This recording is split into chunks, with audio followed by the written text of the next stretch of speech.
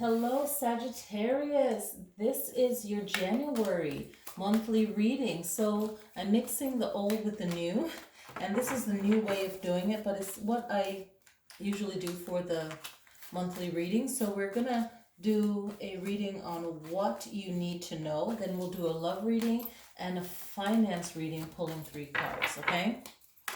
So set your positive intention. I hope that you guys are all doing well and setting that amazing positive affirmation for this new year. This is a card of my own making that I made, and it says, keep doing your best. You're almost through this. So whatever you're going through, just know that you are going to make it through it. Just keep doing your best. You're almost through whatever it is you're going through, okay?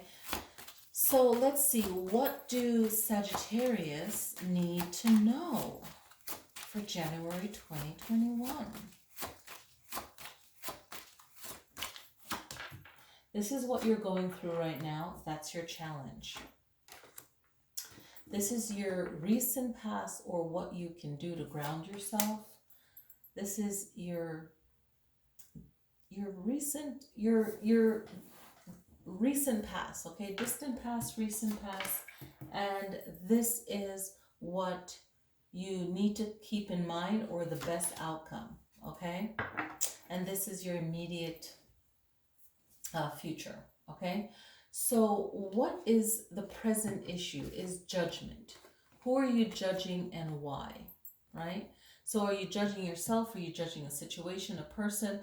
And usually we're focusing on outer things that we don't need to focus on, right? It's not needed to focus on that. Focus on what you're good at, what brings you joy, your accomplishments. This is where your power is, okay? So powerful. You know, we can get distracted on other people's judgment. And when that happens, we have to find a way of removing ourselves from that situation. But if it's your own creation, then realize that, you know, feeling good about yourself and knowing that you can end that negativity by focusing on the positive. Now, your distant past, or what you can know to ground you, is that whatever had to end, and now you're moving forward into a new beginning. So it's just shedding the old and welcoming the new. And know that your recent past is the wheel of fortune, which is letting you know that there's a cycle to things, right? And there's a motion to things. And have your own personal vision of where you want to go. Know your destiny, right? And project that. And know that this is a turning point and things are moving forward. The best outcome, again, is that death of what doesn't need to be anymore, because it had its time. So it's like a recycling, a transformation into something else and something new. And your immediate future is going to be more time thinking of how to make something that is good better, right? So it's like having an eclipse, and you guys are going to have some eclipse this year. So these are really pivotal points, you know, astrologically. So just watch the video that I'll be doing on that for more clarification. So just know that that's a turning point. Now, factors affecting your situation is going to be this upcoming card. So setting that intention. Factors that can affect your situation is how you go about defending yourself, fighting for yourself, right? So be wise about that, okay? External influences that have nothing to do with your creation. It's just, you know, maybe a karmic connection. And remember, you're in the South Node, your sign is family and family happiness. So make sure that you're doing right by that. The external influences that are happening will be bringing positivity into your family. So look out for those good kind of happenings. Maybe a vacation, maybe get a happy family get together. So these are the important things that, you know, you can't get back. So just look out for these times that you can create. That's fun. This one jumped out, in hopes and fears. hopes and fears is that you won't be as successful as you think that you should be or can be, having that good feng shui of that blue mountain in the back, you know, and focusing on your finances and your goals and just things that make you happy and feel prosperous, joyous, but it's fruitful things. And just know that these things will happen, okay, for you. What's the final outcome? The final outcome is justice. Know that you'll overcome any of your challenges and kind of shake off this past year, you know, anything like that. And it could have been a great year for you, an okay year for you, but I don't think most people will say it was a great year. It has its challenges, and, you know, this justice card is like, you know, things will balance itself out very soon. So 3 things you can do right now to better your situation. The first thing that you can do right now is be compassionate, be wise, be in control of your emotions and your feelings. That can really help find peace in that, healing in that. The third you can do is realize when something needs to end so that you can move forward and rebuild, start anew. It's served its time. It's had its chapter, I like to say. You know, certain things just had its chapter. It had its book. It had its season, okay? So the third thing that you can do is know that you're like the king of the hill, right? This 8 of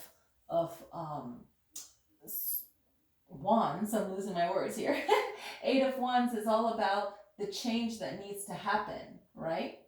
And the motion of that change. And some of you, you know, you're a centaur, so you'll be definitely traveling, okay? So moving away from that competitive situation, moving away from the bickering and the noise will definitely help.